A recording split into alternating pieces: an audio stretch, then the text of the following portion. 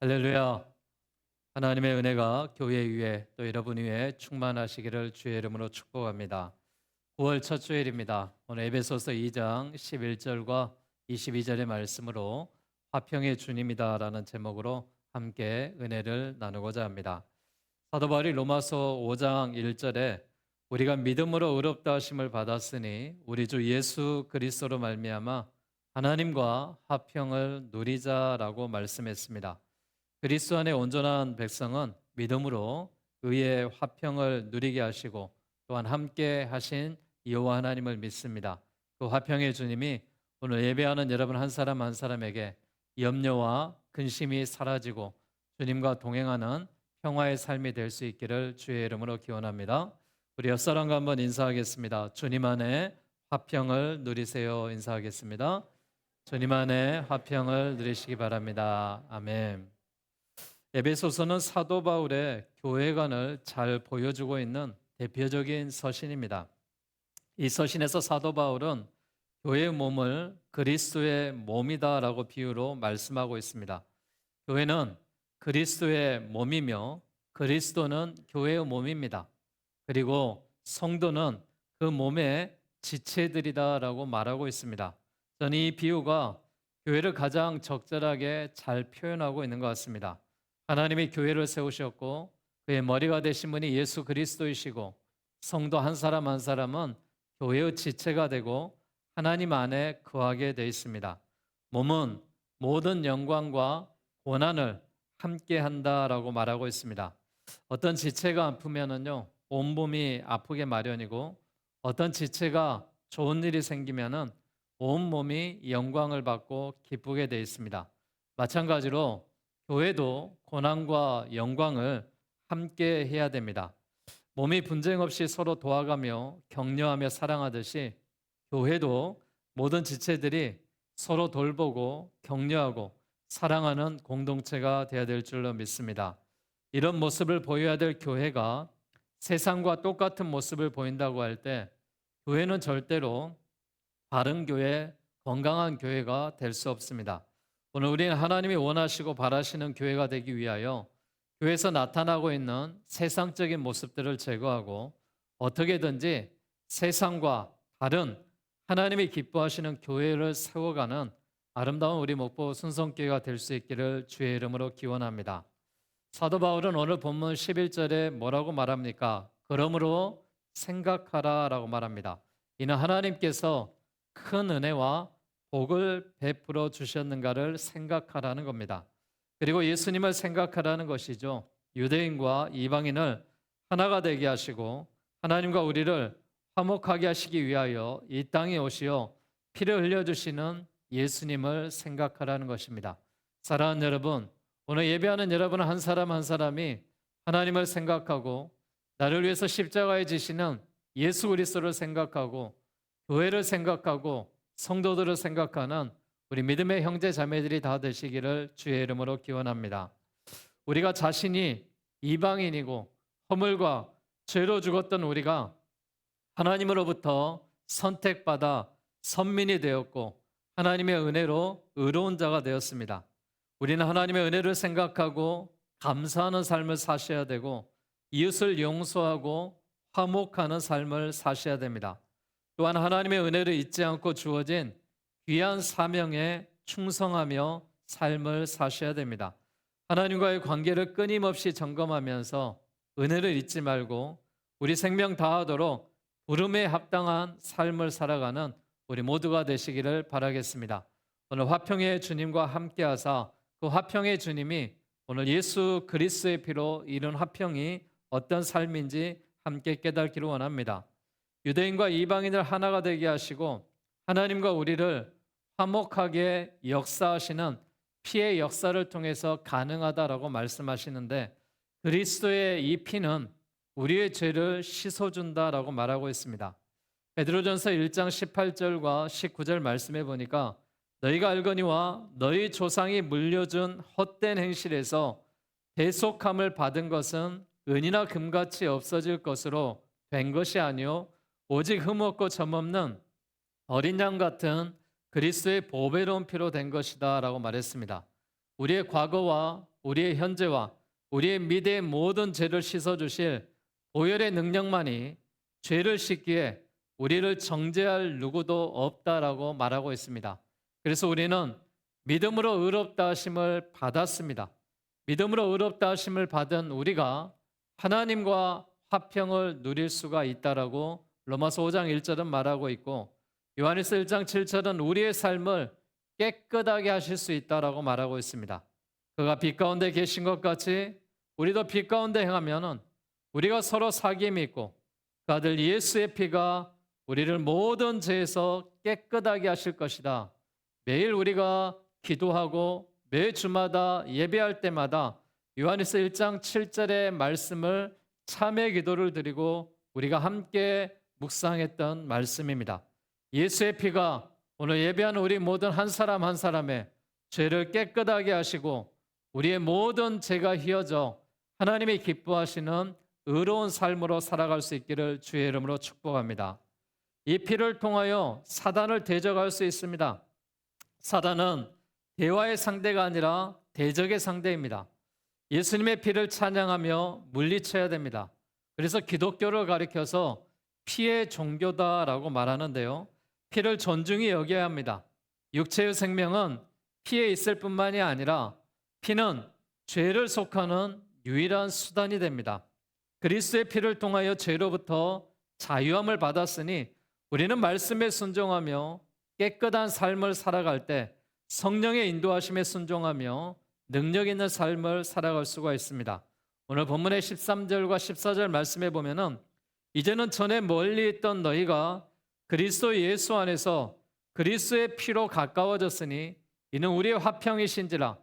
둘로 하나를 만드사 원수된 것 곧 중간에 막힌 담을 자기 육체로 허셨다라고 말하고 있습니다. 그러므로 인간 가운데 주시는 이 십자가의 의미는 연합의 의미가 있습니다.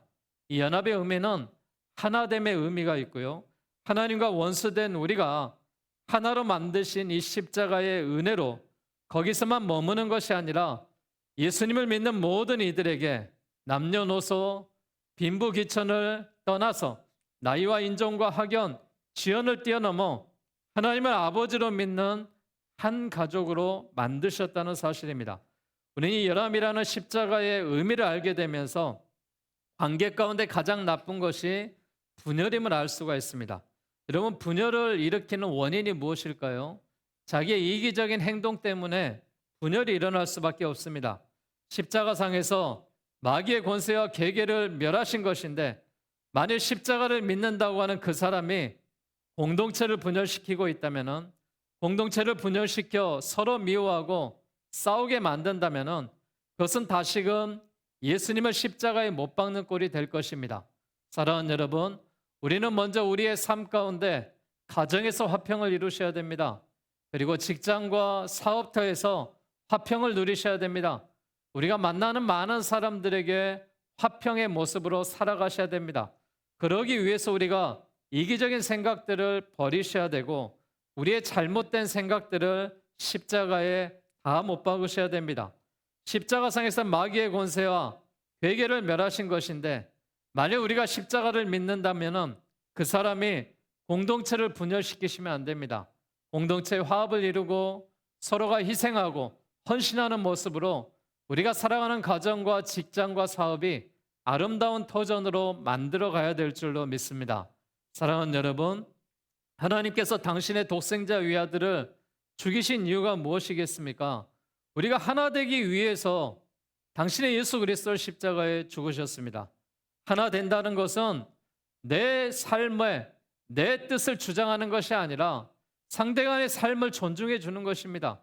서로를 격려하고 위하는 그런 삶을 우리가 살아가는 것입니다. 우리가 미워하고 시기하고 다투는 자들이 되지 마시고 서로 화합하고 서로 용서하고 서로 하나 되는 그리스도의 모습으로 살아가셔서 화평을 이루는 우리 모든 그리스도인의 삶이 되시기를 주의 이름으로 축복합니다.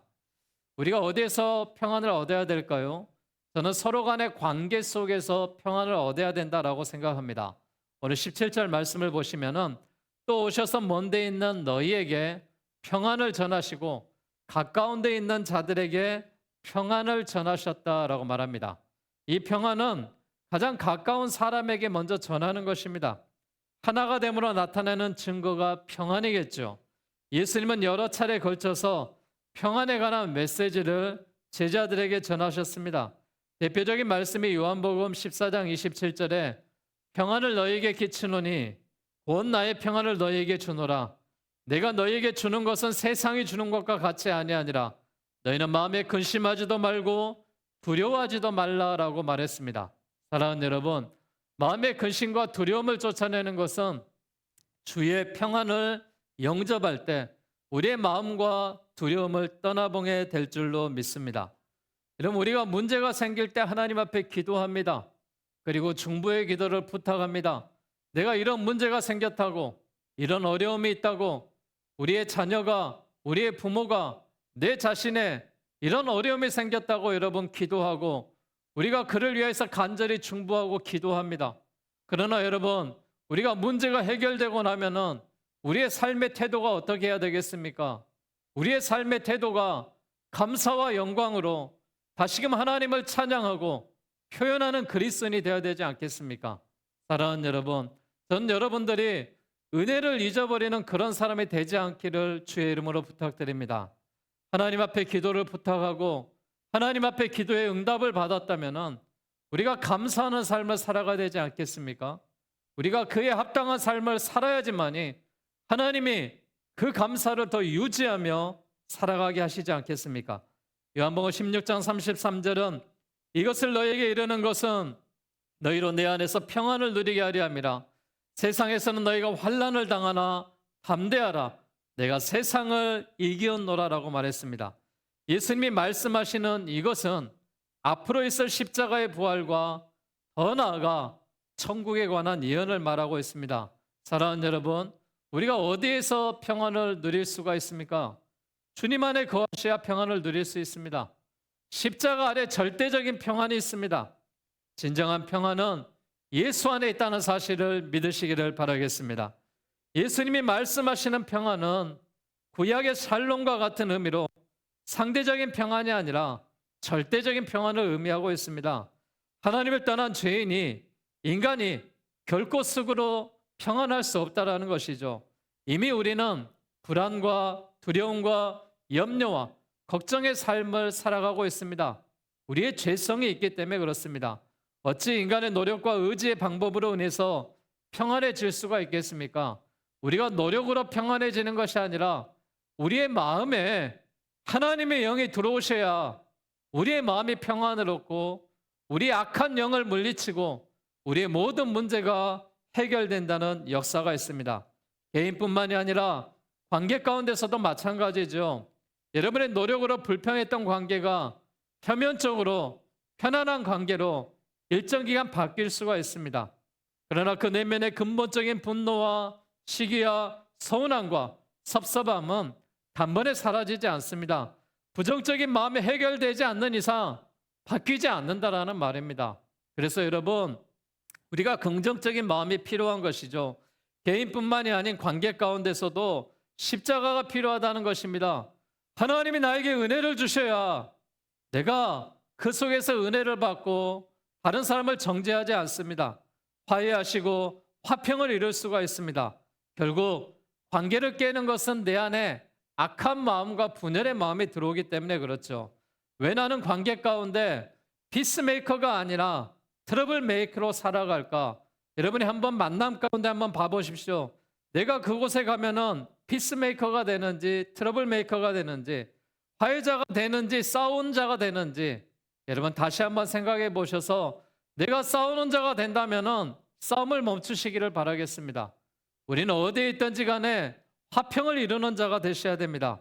우리의 가정에 있으면은 우리의 아내가 웃고 남편이 기뻐하고 또 우리 자녀들이 함께 화목한 그런 가정을 내가 피스메이커가 되어서 만들어 가셔야 되겠죠. 내가 직장에서 살아가는 동료들과의 관계 속에서도 그런 화평의 모습으로 사셔야 됩니다. 우리가 교만하고요, 거만하고요, 오만하고요, 시기하고요, 질투하면은 그런 관계를 맺을 수가 없습니다. 우리의 가정에서 내가 희생하지 않는다면은 그 가정이 어찌 좋아질 수가 있겠습니까? 교회에서 내가 희생하지 않는데 누구에게 희생을 강요하겠습니까? 내가 먼저 자발적인 희생이 있어야지만이 교회도 좋아지고 교회도 아름다워지는 것입니다. 십자가를 만나면은 내 자아가 깨지면서 그 자리에 내 옆에 있는 그가 들어오게 되는 것입니다. 아직도 내 속에 너무나 많은 내 삶이 나를 주장하고 있다면은 내 안에 예수 그리스도를 들어오게 하셔서 내 안에 하나님의 선한 영이 들어오게 하셔서 그리스도 안에 온전한 백성이 되기 위한 화평을 이루어 가시기를 바라겠습니다. 성도들이 예수님의 십자가의 사랑으로 연합하고 용서하고 하나 될 때 우리의 관계가 평안으로 좋아지는 관계가 되게 하실 줄로 믿습니다. 우리가 그래서 서로 하나 되는 그런 신앙이 필요한 것입니다. 하나님과 우리 사이에 막힌 담이 있습니다. 그 막힌 담을 허신 분이 예수님과 성령을 통해서 무너지게 하시고 이제 하나님께 나아갈 수 있는 길을 여셨습니다. 이제까지는 외인이요 손님이었지만은 이제는 하나님의 권속이 되었죠. 하나님의 권속으로서 이제 우리가 신앙을 소유해야 되지 않겠습니까? 진리의 터 위에 세워진 신앙을 나아가야 되지 않겠습니까? 하나님의 권속은 하나님께 나아갈 권리가 있고 하나님의 아버지가 되심으로 우리의 모든 것을 책임져 주십니다. 그래서 우리를 보호하시고요, 우리를 인도하시고요, 우리를 하나님의 자녀로 상속받는 자녀로 삼아주셨습니다. 때문에 하나님의 자녀는 권속에 대한 긍지를 가지셔야 되겠죠. 주춧돌이 기둥을 떠받들고 집을 견고하게 세우는 것과 같이 예수 그리스도께서 성정의 모퉁이 돌이 되시고 주춧돌이 됨으로 인하여 신앙이 견고해졌습니다. 하나님의 권속으로 성전을 지어가는 돌과 같다라고 말합니다. 그래서 내가 흔들리면은 전체가 흔들릴 수 있어요. 우리가 흔들려서는 안 됩니다. 말씀 위에 세워진 이 신앙으로 형제 간에 서로 낮아지고 겸손하고 서로를 높여주고 이해해주는 그런 관계의 모습이 하나님이 기뻐하시는 관계죠. 그래서 우리가 서로가 하나 되는 신앙의 모습으로 살아가야 될 줄로 믿습니다. 중신시대 건축가들이요, 건물을 지을 때 가장 중요하게 생각했던 돌을 코너스톤이다라고 말합니다. 이 돌은 두 개의 벽이 만나는 모퉁이에 놓여 두 벽을 연결하고요, 건물의 전체적인 무게를 지탱하는 역할을 합니다. 그래서 만약 이 코너스톤이 잘못 놓이거나 부실하면은 건물 전체가 무너지게 되어 있어요. 고대 이스라엘의 이 건축가들은 이 코너스톤을 건축물의 주춧돌이다, 머릿돌로 사용을 했습니다. 그럼 우리의 삶의 영역에 이 코너스톤이라는 단어를 사용하는 그런 예를 든 것이 많이 있습니다. 예를 들어서 야구에서 포수의 역할을 가리켜서 코너스톤이다라고 말하고 있는데 모든 야구의 수비의 중심을 잡아주는 것이 포수다라는 것이죠. 지금은 코너스톤 교회도 생겼고 코너스톤 상가도 있고 코너스톤에 대한 이야기를 많이 하고 있습니다.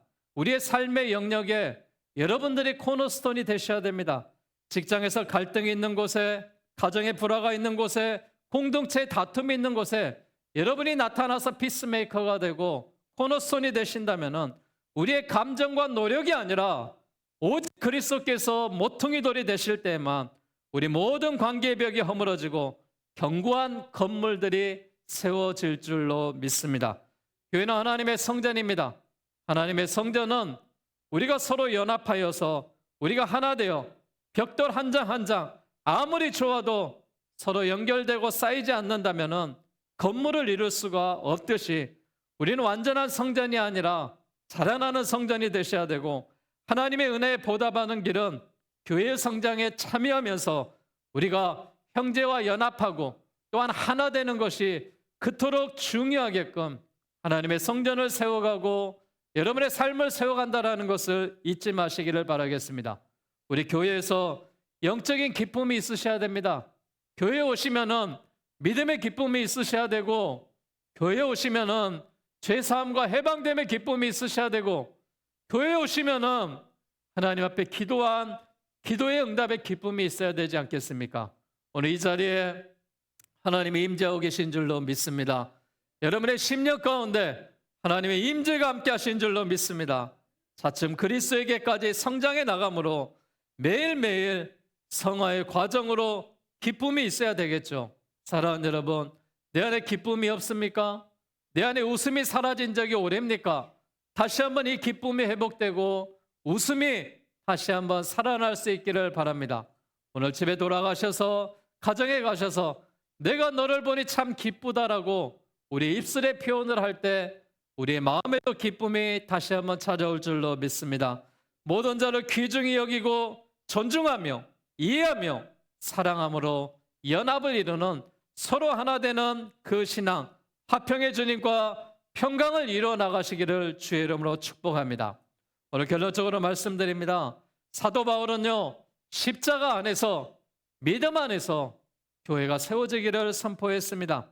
그 교회는 어느 특정한 능력이 많고 잘 나가고 똑똑한 개인이 아니라 십자가의 사랑으로 연결되었고 그와 내가 함께함으로 인하여서 세워간다라고 말씀하고 있습니다. 오늘 본문을 통하여 화평을 이루신 주님이 교회와 십자가에 관한 말씀을 하셨습니다. 오늘 본문에 가장 많이 반복되는 단어가 무엇입니까? 예수 안에서입니다. 예수 안에서 우리가 하나가 되는 거예요.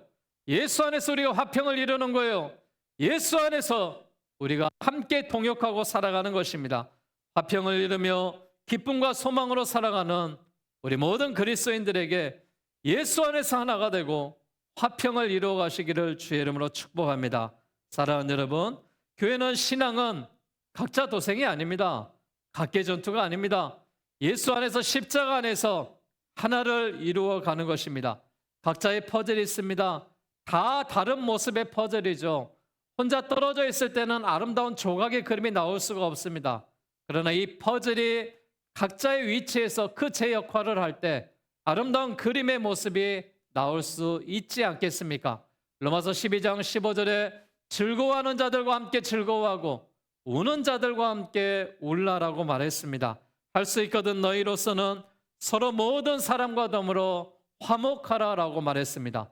오늘 예배하는 여러분 한 사람 한 사람에게 이 화평과 화목의 기쁨이 찾아오셔서 구월을 시작하고 하나님께 영광을 돌리는 우리 교회와 모든 성도들의 삶이 화목한 가정을 이루시고 화목한 직장을 이루시고 화목한 이웃과 함께 살아가셔서 하나님이 기뻐하시는 화평의 삶이 되시기를 주의 이름으로 축원합니다. 이 시간 함께 말씀을 생각하며 주는 평화 막힌 담을 모두 오셨네 우리의 평화 염려다 맡기는 주님 앞에 찬양으로 고백하겠습니다.